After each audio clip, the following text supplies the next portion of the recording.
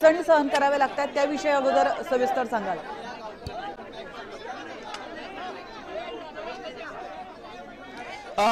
तामगावचा जो काही भाग आहे या भागातल्या जमिनी एअरपोर्टच्या विस्तारीकरणासाठी सेंट्रल गव्हर्नमेंटने तामगावकरांकडून खरेदी केलेल्या आहेत।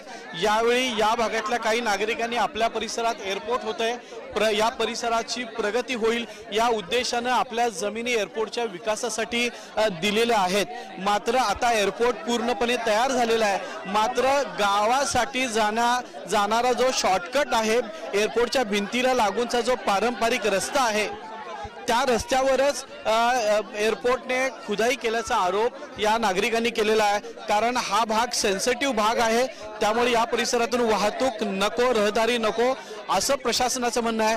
त्या म्हणण्याला या ग्रामस्थांनी आता आक्षेप घेतलेला आहे।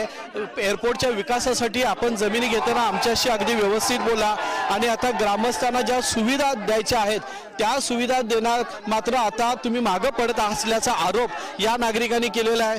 त्यामुळेच हे नागरिक संतप्त झालेले आहेत। अंदाजे 9 ते 10 किलोमीटरचं अंतर विद्यार्थ्यांना महिलांना नागरिकांना कोल्हापूरच्या दिशेने यावं लागतं। MIDC मध्ये या परिसरात काही लोक नागरिक नक्कीच रणजित तुम्ही आमच्या सोबत असेच थांबा, तुमच्याकडून अधिक माहिती या संदर्भातली घ्यायची आहे।